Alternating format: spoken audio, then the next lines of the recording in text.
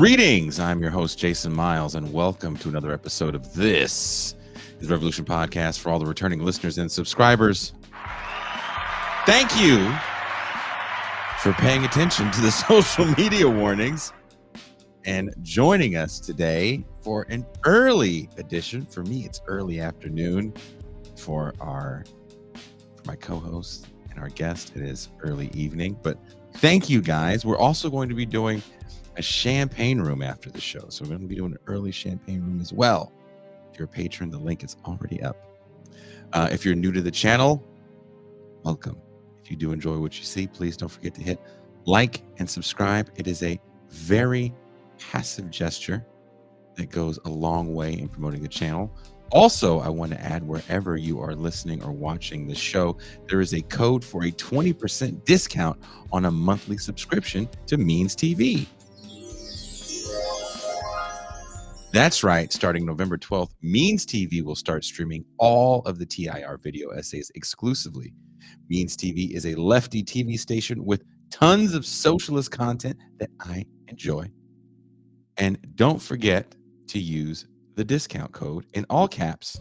It is This is Revolution. Here, I'm going to put it on the screen for you because I made it today. Bam! There it is on the screen.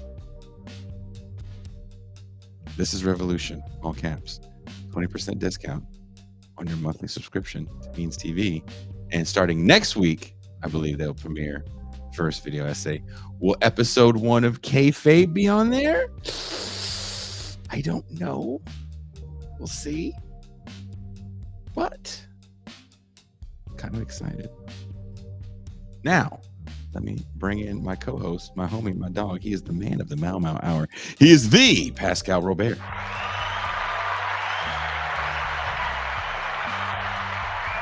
Peace and greetings to the chat. Peace and greetings to the audience. Peace and greetings, Jason Miles. How are you? Well, all right. Do you feel a little better that this is like an earlier show for you? Do you feel a little looser? It's a time alteration. Or is it effing with your schedule a little bit? It's the cheese off a bit. But, a little bit. I feel you on that. There's a certain mode you get into when the sun is down. Yes. Let me see. Sorry, I was going to read the introduction today. I'm waiting for my teleprompter. It's moving too slow. Jesus. I thought I had it ready and I didn't. As political attention pivots towards the potential return of Donald Trump, the deeper and more pervasive economic reality of bipartisan austerity persists for most working Americans. Our guest today, Clara Mattei, argues that austerity's fundamental purpose is not merely economic constraint, but an assault on labor itself, embedding a capitalist realist resignation into our collective consciousness. In her recent article for Jacobin magazine, Mattei writes, when the U.S. state, like most states, increases military spending or rescues banks while simultaneously cutting spending on health care, education, transportation, public housing, or unemployment benefits, it structurally transfers resources from the working majority of the 1% of the population that subsists mainly off capital ownership, i.e. stock dividends, rents, and interest. This reveals austerity as a project not of restraint, but rather of reallocation of resources in favor of the economic and financial elite and to the detriment of the majority of the population. As we navigate a landscape where many struggle to afford medical care and are forced to send children to overcrowded, underfunded schools and endure bureaucracies and inefficiencies, defense and corporate profits continue to soar. In light of the election results, will we see new tax breaks for the 1%, thinly veiled as fiscal belt tightening, while the public funds genocidal wars? Can we, the people, understand how all of this functions and begin to organize to push back? Well, we don't have the answers to these questions, but maybe our guest today can help us get us on the right track. Please welcome, coming all the way live from New York, Clara Mattei.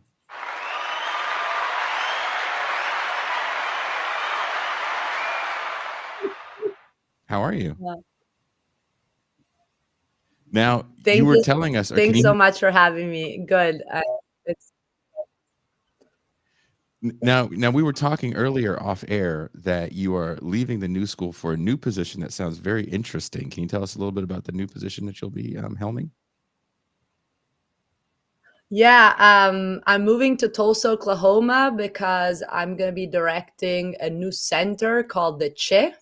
The CHE is the Center for Heterodox Economics, and the ambition is, in fact, to open up a space for a revolutionary thinking in which intellectuals come together with organizers in the community, with people at large, to actually find spaces to critically understand our economic system in order to actually transform it in a very radical sense. So we're trying something new there. It's an opportunity, I think, more than ever, given the election results. We understand that people are really fed up with the current economic system. The vote for Trump was a vote to say no to the establishment, to the technocratic elitism that is so well embodied by the Democratic Party, and no to Mhm. austerity and no to capitalism more broadly, I think. So we are here, I think, in a moment that requires spaces for people to actually get together and mobilize. And the CHE is one of the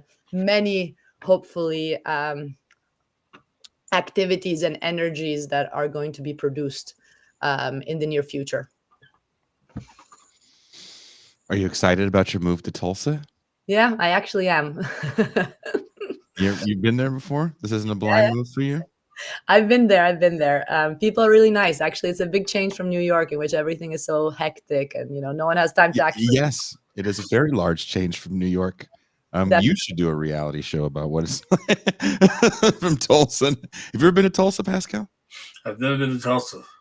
I have a very good friend. Before we go, I'll send you an email. I have a very good friend that works at a really cool bar there that you have to cool. check out called the Sound Pony. Oh, that's great. Um, Yes.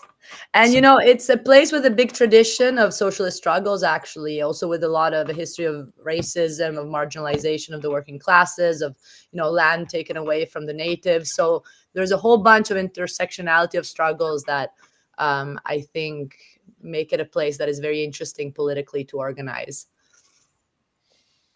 I'm glad you look at Tulsa and think of that, because when I think of that.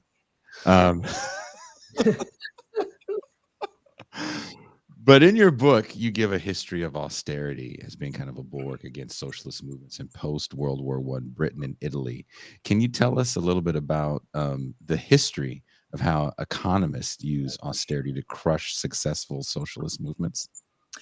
Yeah, so I consider myself a historical political economist, meaning that really I think that the categories and concepts we can refine to understand the present circumstances can be found in certain historical moments in which certain conditions were less normalized than today. So this is the typical example of how we kind of take for capitalism for granted as the starting point of anything we do.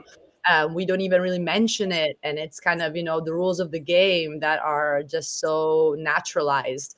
And what I actually show historically is that just 100 years ago, more or less, the system was under under a very serious existential crisis. The Great War, so the First World War, ended in 1918, bringing with it a complete subversion of the pillars of capitalism itself. The two pillars of capitalism are wage relations and private property of the means of production and private command over investment. These two pillars were radically challenged after the First World War, but the majority of citizens, and this was happening not just in revolutionary Eastern Europe, but in the hub of Western capitalism. And I look at specifically Britain and Italy, but similar situation was happening also in the United States. And what you see is that really the war had shown how political economic decisions were and how exploitation was perpetuated through political decisions by the state. And in this way, as I show in my book, The Capital Order, that came out now 2 years ago, but it's getting translated a lot. Here it is. Basically, in the capital order, the first part of the book is all about reconstructing all these plurality of alternatives that had emerged after the First World War, concrete ones, right? So workers' councils, huge mobilization to put social resources above the priority of profits, guild socialism, cooperative movements, a variety of projects that were really really taking over society in a serious way, right? Antonio Gramsci was at the time leading the movement in Italy of the workers' councils. They had occupied all of the factories in Italy for over a month, and workers were just self-managing production and distribution of resources. And the state authorities had very little capacity to actually, stop this from happening.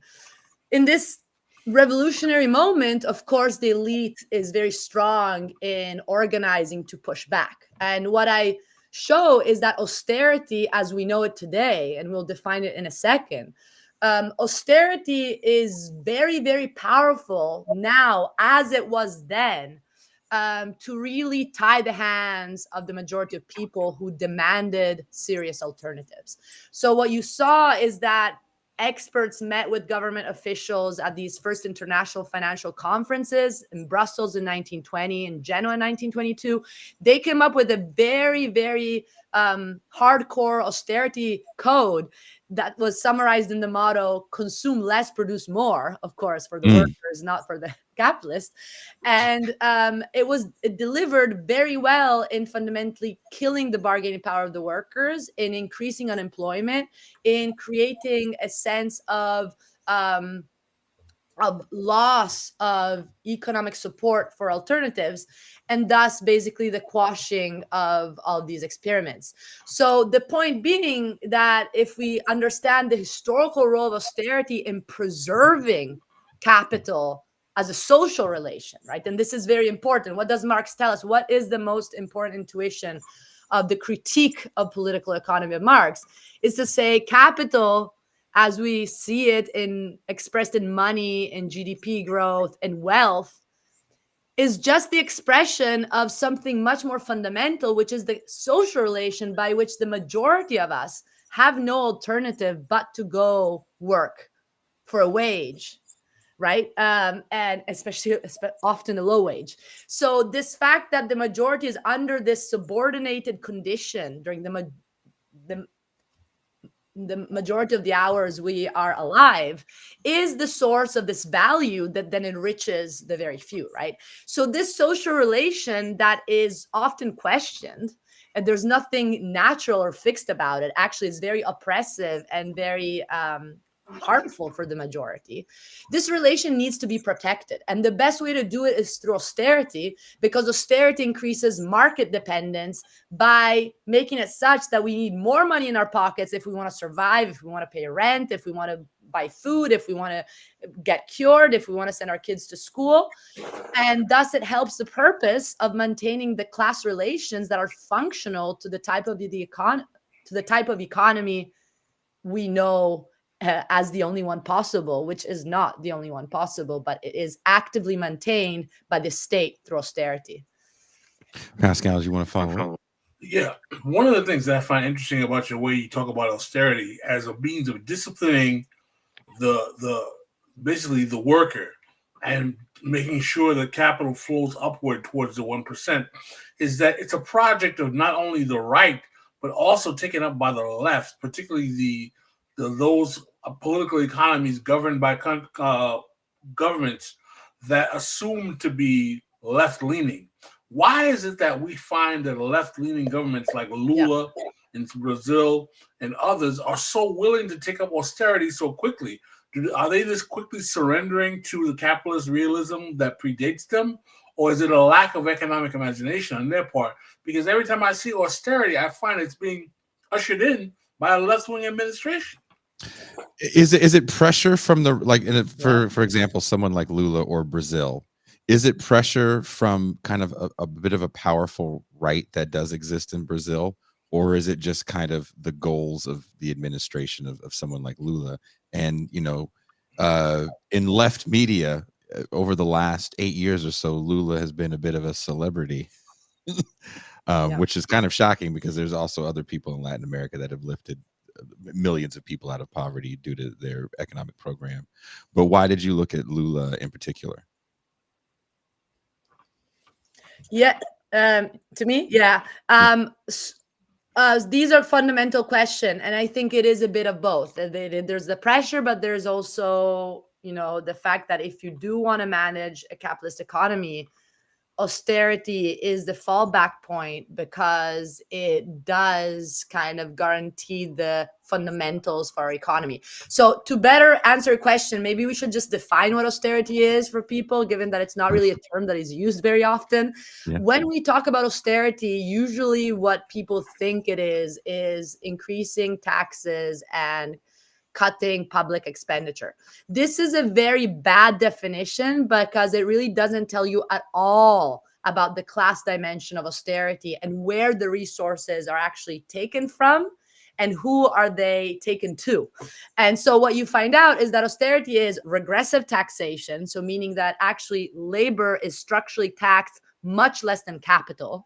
And this is really hugely the case in the United States, as in Brazil, is that, those who make a living out of interest and dividends pay far fewer taxes than those who make a living through wages, right? So this is the regressivity of our fiscal system that we know is really embedded in the way they tax us, right? You increase the consumption taxes. Well, there's basically no inheritance taxes. We know that big corporations pay $0 in federal income taxes, most of them. So this is what we see, not just in the United States, but also in Brazil and many other places. And at the same time, once the state taxes the working people, the money, where does this money go? It doesn't go to fulfill our basic needs of health, education, transportation, public housing. It usually goes to actually de-risk and incentivize and subsidize private investors. And of course, the most obvious glaring example right now of this is the genocide in Gaza and the way in which the value of the shares of multiple corporations directly and indirectly engaged in the massacre of Palestinians and now Lebanese people are actually skyrocketing, right? RTX increased its value of more than 70% since October 7th of 2023. So what we're seeing here is clearly the state basically providing constant demand and constant subsidies for big shareholders, while at the cost of literally the death and the suffering of people's livelihood, right? So this is austerity capitalism. It's the structural shifting of resources away from the working class people through regressive taxation, through cuts in social expenditures, while the state is actively spending a ton of money, of course, in the carceral state, in the big military industrial complex, and green energy, and much more, right? All in the hands of private investors and large asset managers. This goes with monetary austerity usually, which we see today still, which is like very high interest rates. What do high interest rates mean? They don't mean a neutral way to fight inflation for the good of all of us. That's the story you hear, and that's bullshit. Because actually increasing interest rate doesn't really help necessarily solve inflation, especially when inflation is due to higher than ever profit margins. What higher interest rates actually do is not only screw us as consumers when we live off of credit, as the majority of us do because we make too little and have to pay higher mortgages and bigger credit card bills. The whole point, while of course those who have money are making a ton in return of the capital they lend, the point is that we lose as workers, right? So actually what the Fed is meant to do is cool down the labor market, which means increase the unemployment rate, which is successfully doing, which means less bargaining power for workers, less unionizations, and less wins in terms of, the wage share with respect to the profit share. So how much of the GDP goes to profits and how much of the GDP goes to wages. And now we're in a situation in which, and the reason why Trump won is that because people are poor and desperate, right? We know 78% of Americans live paycheck to paycheck. This is a recent statistic. 41% of Americans can't meet their basic needs. This is what austerity capitalism is about. And monetary austerity increases the hardship on workers. And then we have industrial austerity. So I talk about this trinity, and industrial I was austerity, just about to ask you about the Trinity, and right, you beat me it's to it. privatization, it's deregulation of labor, it's attack of the unions. Again, it's the state directly intervening to basically ensure the right balance of power between labor and capital.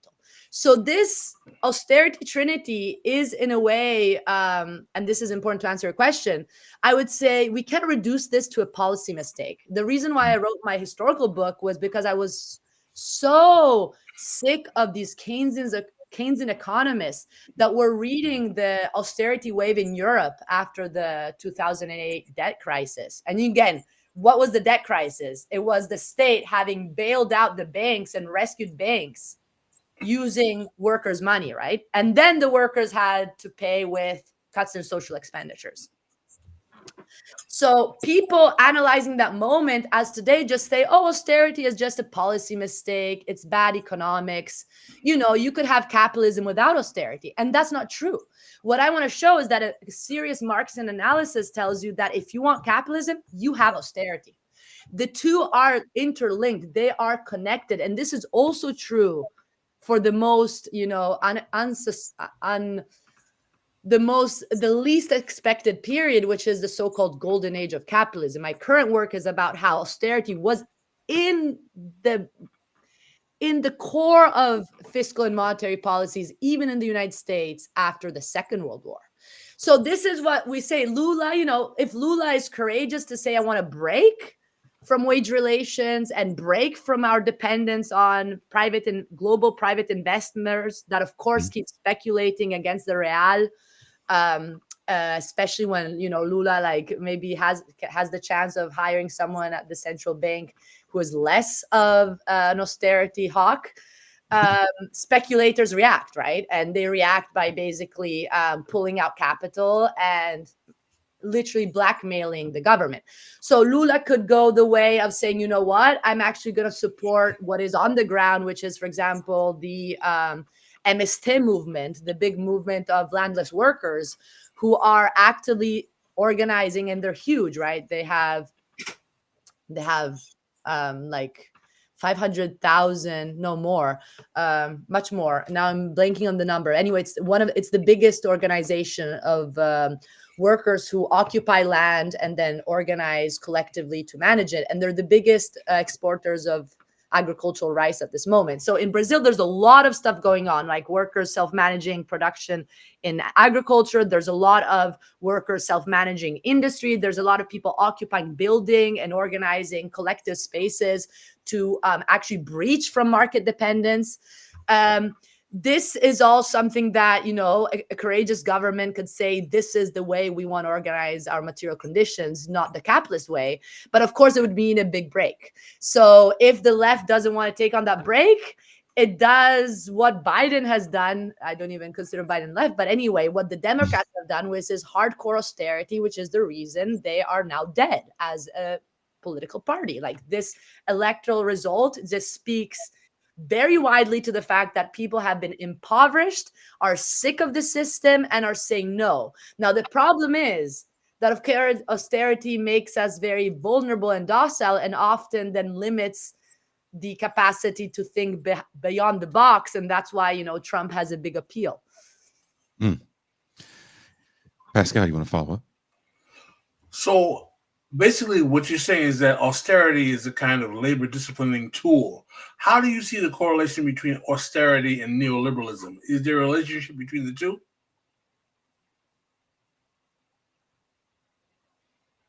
Oh no, she's frozen in time. Thanks, Pascal. Did you I heard, sorry, I heard the question about, is there a relationship between neoliberalism and austerity, but I don't know if you said something after that, because Nope, it froze for a minute. That's it. Okay, that's it. Thanks.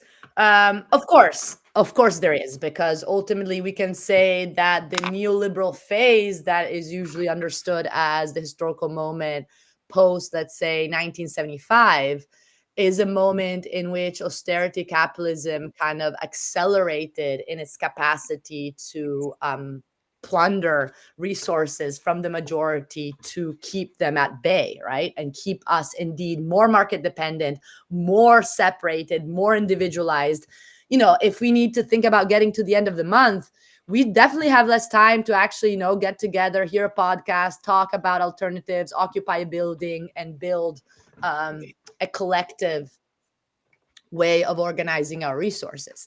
So austerity clearly has sparked and is universal, both in the left and in the right.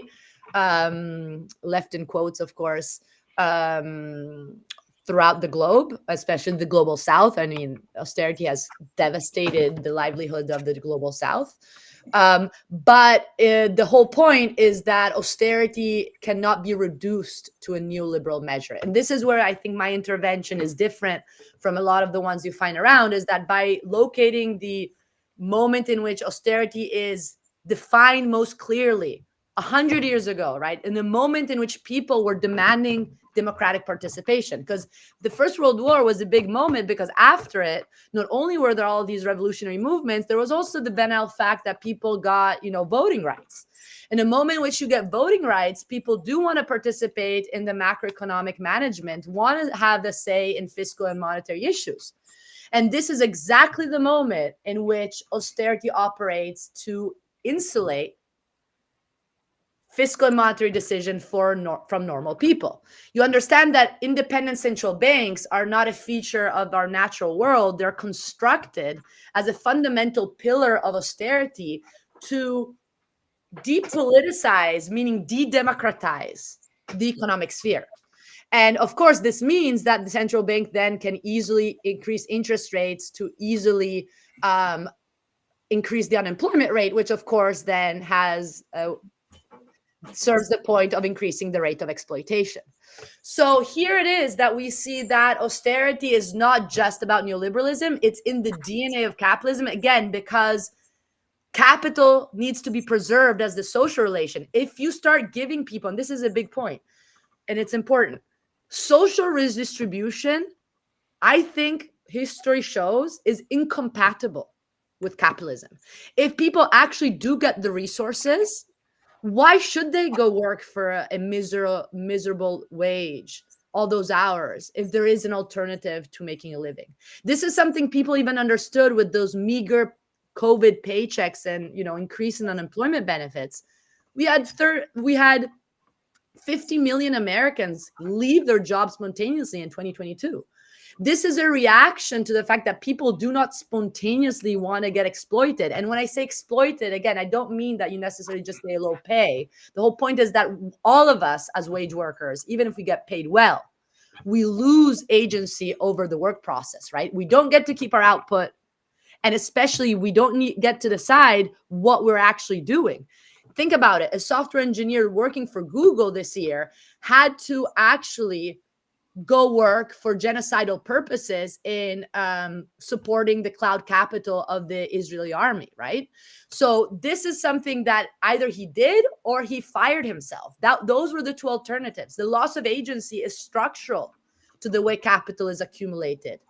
Capital is not accumulated because investors are great and they can, save money to invest. No, that's the story that austerity economists tell you. Capital is accumulated because of unpaid labor, right? That we work more hours than the ones we're actually paid for in terms of the value we produce.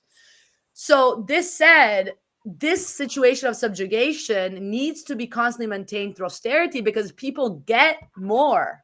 They start thinking big. They start thinking, why can't we self-govern our production process? And this has happened historically. It's enough to look at the post-World War I moment, but you can see this again in the 70s, for example. You can see it in many moments in history that, capitalism is not at all eternal. It's actually quite fragile.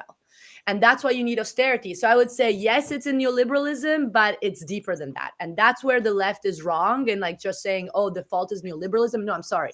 The problem is not neoliberalism, it's capitalism. So we need to like stop thinking that this is the only way forward, because it's literally killing us. It's killing us in the United States, literally, with the opioid pandemic, with the homelessness crisis, with the food insecurity. The Biden administration doubled the number of children in extreme poverty in just 1 year by taking away some poverty reliefs in 2022. The Biden administration has been doing hardcore austerity, and this is why we see the conditions we're in the United States today. In the meantime, the Biden administration has never had such a high war budget. It's actually the highest war budget in after the Second World War.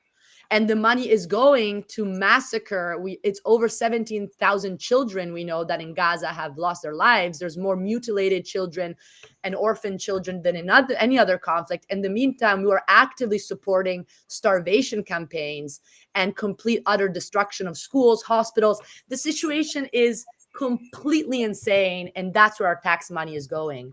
And this, I think, speaks loads to the barbarism that is the consequence of austerity, and the reason why we need to be strong right now to think outside the box more than ever now, when the West is just bringing about death and despair, both domestically and internationally.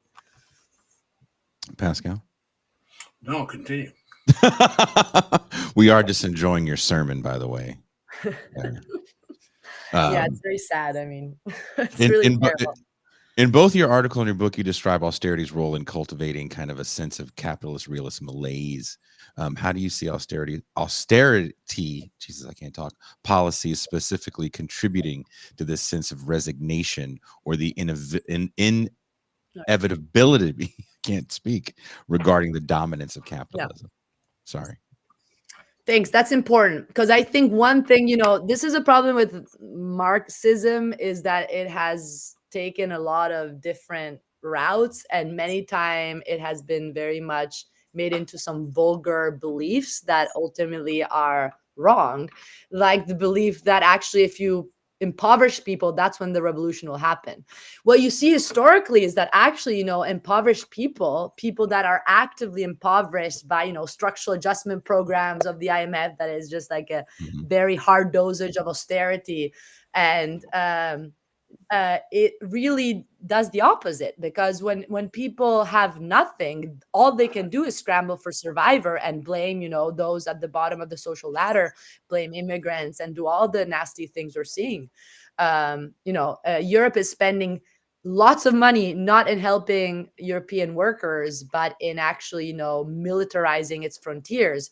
30,000 people have died in the Mediterranean Sea. Just in the last 10 years. It's a graveyard right now, right? It's so what the whole point here is to say that actually when people are impoverished, people get more attached to the little they have and become in competition with one another. And that's exactly what austerity is meant to do, to kill class consciousness, right? And it's done this very, very successfully, as we're witnessing today.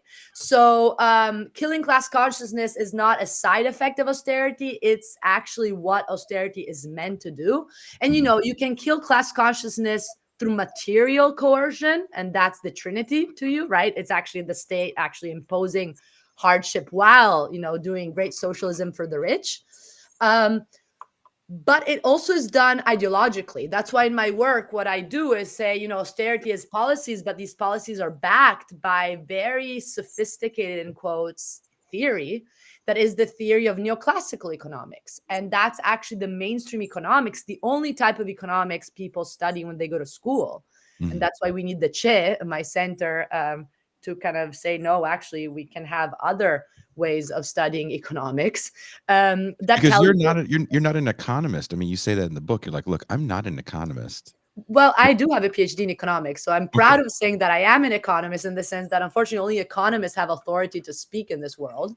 So I would kind of, vindicate the fact that I did do a PhD in economics. I'm technically an economist. I did a PhD in also very mainstream economics.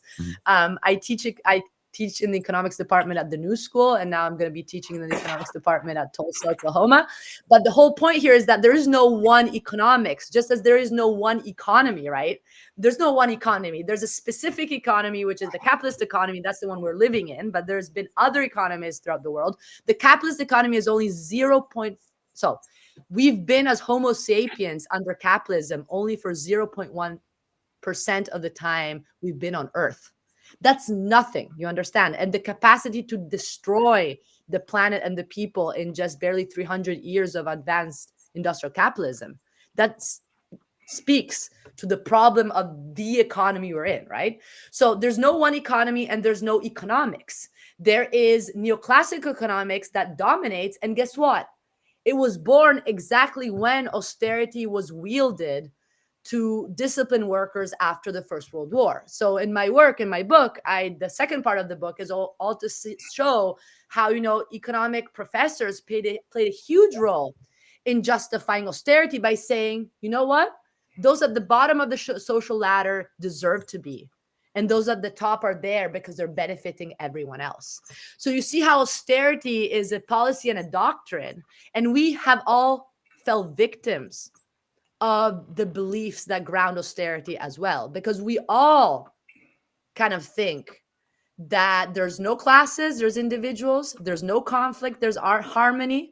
And the source of value is not labor, it's capital. That's what they tell us, right? The labor theory of value was dropped a long time ago. The neoclassical economics doesn't believe in labor as the source of value. They believe in capital as the source of value because, and guess what? Where does capital come from? Not from unpaid labor. Capital for neoclassical economics comes from the virtuous capacity to save and invest of a select few who know how to abstain. And this is a pure abstraction that, I kid you not, is the basic assumption of that paradigm that dominates today. Anyone who goes to school learns that. Even in high school, this is the type of economics you do. And this economics basically tell that if you're a capitalist, it's because you deserve it. You made it, and actually people should be grateful because you're employing them. These are the type of beliefs that we know are the reason why people voted for Trump. Again, instead of people asking for a real break from this bullshit farce democracy that is in the United States, and not only, people vote for Trump. And this speaks to the success of austerity because they believe that Trump has made it, right? He represents the successful man who deserves to be where he is. This is the trap of austerity, that people are upset, but they don't have the means to think outside the box. So they think the solution is Trump, which clearly is only going to continue perpetuating austerity. And in my own work, I show, and this is the subtitle of the Capital Order, is How Economists Invented Austerity and Paved the Way to Fascism. In my book, I show how, fascism is not something different from austerity capitalism. That's another false belief we have in mind, right? When people tell you that's fascism, people think fascism must be different from the market economy or whatever we are in. No, actually, you discover that Benito Mussolini, the founding father of fascism, was the best implementer of austerity policies. And it's the reason why he rose as a dictator, was that liberals in America, in Britain, in Italy were supporting him because of his great capacity to directly, curtail union power, directly cut wages, directly privatize in a very large way. So this is the success of austerity, fascism. And fascism just does more austerity. And so is that the end goal? Not the end goal, but is that the end result of austerity then, in your opinion, is fascism? That's the best way to say it, because, goal, I mean, I don't want to say goal. Because it's difficult historically, to discuss the motives of people in power. What you can definitely see is the social role economists play and kind of the results of their action and their theory and their policy. And I would definitely say that fascism is capitalism on steroids, right? Fascism is the best mode of governance for capitalism. Why? Well, because, you kind of centralize the key economic decisions. And this is very efficient for the system. Neoclassical economists, and again, neoclassical economics was just born at the beginning of the 20th century when Mussolini came to power. They loved Mussolini because they say, hey, this guy is giving us a unique chance to directly implement our abstract models, to directly show that the Homo economicus, the rational man, is the capitalist, not the worker. We need to discipline the workers. There's many quotes, but I can just read you one because that should give you the sense of the classism that is imbued in the type of economics that still circulates today. And this classism is best, realized through fascism, because fascism is a great way to actually, subjugate workers in a very political way. But just to read you what these economists were thinking then, and if you read what they think now, it's basically the same. They said, this is one of the founding fathers of neoclassical economics, Matteo Pantaleoni. Thanks to Bolshevism, the modesty and the standard of living that characterized Italians has vanished, has disappeared in both the working class and the peasantry. It is disgusting to witness the masses of workers that are drunk in all our cities. The notable increase of wages was not accompanied by greater civilization, so that the worker and his spouse live like pigs in their homes in order to waste the greater part of their income in wine at the tavern. This was the economist who invented pure economics, the abstraction, the idea that economics was a hard science that had universal truths, that economists were separated from class struggle, and they were the experts, the technicians that everyone else should just follow because they knew the truth. These are the type of economists who still today lead our economic decisions, but they're not neutral. They're not experts for the good of the whole. There is no good of the whole under capitalism. And this is why they do austerity. And again, it's not just a thing that you can do or not do. You got to do it to maintain the capital order. Pascal? I'd like to hear your thoughts on certain. We talk about economics and economists. I'd like to hear your thoughts on the role of people coming out of the Chicago school, people like Hayek, the von Mises Institute, and so on and so forth, in shaping this kind of capitalist realism, and what exactly has been their effect on the American economic worldview? Yeah, it's huge. Thanks. That's a great question. It's huge in the sense that we can say that Chicago School of Economics embodied the success of the neoclassical framework, especially from the 1970s onwards. And also there, it's very interesting to note how,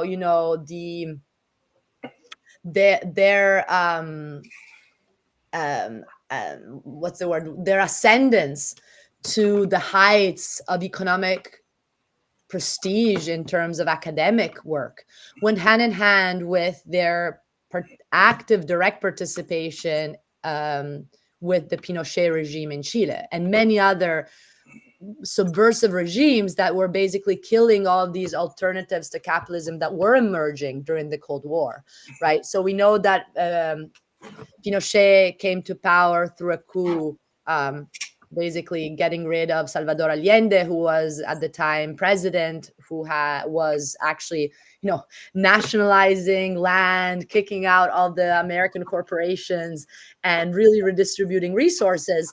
And the Chicago boys were all trained in the Chicago School of Economics. There's a great documentary called, actually, The Chicago Boys, and it shows you how, Milton Friedman was training these Chilean students who then went back and implemented El Ladrillo, the brick, which was just a massive document, implemented very hard austerity policies. And of course, we have 40,000 people who were dead and tortured as a result. And it's really interesting because, and this is, I think, important to go to your point about the Chicago School of Economics, because they can pretend in their abstractions that they're neutral, but when you hear them speak about what they actually want to do in the world, the type of repressive insights that are imbued in the models are very explicit. So I just want to read you, this is actually at the end of my book. This is one of the Chicago boys who was asked about the tortures. Ralph Luders, who, by the way, is still active today and gives a lot of academic talks right now in economic academia. Gross.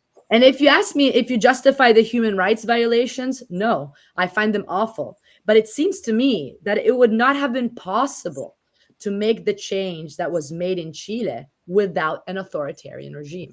So this is how these neoclassical austerity economists think. They know that the reason why their policies are successful in being implemented, right, and achieving higher rates of exploitation, higher profit margins for investors that then, of course, flood Chile by appropriating all the resources of the country. Um, this is done through the capacity to implement a shock therapy thanks to authoritarianism. And torture is, kind of a necessary component of this reform that for them, though, is the correct one, is the right one, is the one that will ultimately teach everyone how to behave virtuously. Of course, all these economists are very privileged people. They have no clue what economic hardship is about, but they preach it on others. They explicitly say, we need to privatize because otherwise people are not willing to face the market, meaning they're not willing to be disciplined by the market. And this is not my words, it's words that come out of their policy reports. So it's very important when you study the Chicago School of Economics and the great idea of economic freedom of Milton Friedman, you ask, what type of freedom are you actually talking about? The freedom of the saver investor, which presupposes the ultimate unfreedom of the majority of the working class people. And this you see, if it's hard to maybe catch them in their abstractions, because abstractions are made purposefully to avoid people from questioning them. But you see them once these people act, when these people actually give policy advice, then it's the austerity, repressive nature of what they're saying is very, very clear in everything they do. Speaking of austerity, Milei, won presidency in Argentina on a bit of an austerity platform. How does that happen? Oh no, she's frozen again. Did you hear the question? I'm really Clara? sorry because you broke. I'm sorry, my internet I think is bad. I hope you guys. So you're saying about Milei? Can you repeat the question? I'm sorry. Sure. It's the deep state effing with your internet. That's what it is. Exactly. What I said was Milei won presidency on a bit of an austerity platform in Argentina. Can you explain how something like that can even happen in a place that has better than maybe U.S. social safety net? Yeah, it really speaks a lot to the capacity of kind of the austerity elite to construct consensus for what they do. And it's very easy, to create a huge scare about inflation, a huge scare about market speculation against the Argentinian currency, and to fall into the trap of saying, well, the only alternative we have is to bend our heads to the will of private international speculators and go hardcore on the austerity trinity. And I think, this is the whole point. This again speaks to the capacity of austerity to kill the alternatives, is that because people are left with very little material and intellectual means to oppose austerity. It's very interesting because, Argentina is also the home of the biggest group of self-managed industries, right? Actually, the whole movement of recuperated factories that was very big in the 80s and 90s is still alive, right? And that really did represent a way to say, you know what? We don't need, sorry, I got we can hear you. We don't need financial international investors. We can actually produce and distribute resources on our own in a democratic way through horizontal production processes. This was big in Argentina, right? So again, I think it's important to complexify. Clearly, there is a majority of very impoverished Argentinians who lack the material and intellectual resources to basically catch what Milei is really about, which is about outmost fascist austerity. But there's also a lot of struggles still in Argentina going on. And of course, the beauty of Milei for the Western world for the Americans is his capacity to actually repress protests, to actually screw over strikes, to actually go against those organizers who are constructing alternatives through these ideas of self-governance of production distribution. So I think it's always the case that, it's never completely lost. That's why I hope my message is actually a powerfully positive one, is to say, once you, as a scholar of austerity capitalism, you learn that capitalism is so fragile. The amount of effort that the elites need to constantly put forward to protect the capital order, and how the state under capitalism plays that role, is immense. And you realize that immediately, as soon as the state under capitalism is pressured to do something else, the power relations can change very quickly. And there's always tons of, organizing on the ground that is happening, that is piercing the capital order. And this is what austerity is meant to stop. Well, before we let you go, and I know we're coming up on our time, so I want to first of all thank you for taking the time to talk with us today. It's a pleasure. Glad we were able to make it work live. And since this is live, people have a few questions for you. Here's a question from TIR listener Andy William. I got questions, LOL. Herbert Hoover had a concept called associative state or something like that. I was wondering if it took cues from economists from Britain and Italy from Mattei's work. That's a good question that I don't know if I know how to answer, actually. So I would need to look into that. I'm sorry. You stumped what her. I could say is that definitely after the First World War, as I tried to explain in my research in my book, there were a variety of ways in which people thought, society would move forward in a post-capitalist way. Some were clearly very radical about workers' powers and rank and file self-governance through councils. Others were more corporatistic in kind, in the sense of saying, okay, how do we find a way to actually, share power between the state and the workers in this more of a institutionalized kind of compromise.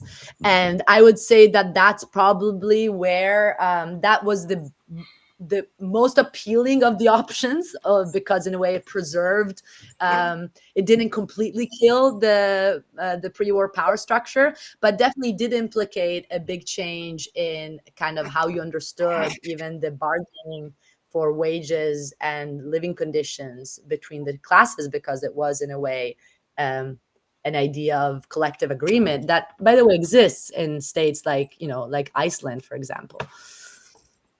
Mr. Crash 93 says the Fed literally admitted last year that they were increasing interest rates to punish labor. Yeah, absolutely. And I think it goes to the point that I was trying to say, is that, the best way I found methodologically to kind of unveil the classism that is present in these neoclassical economists is to say, okay, look at their theoretical work and look at their policy advice. And in their policy advice, they are remarkably explicit. They say, our first priority is to cool down the labor market.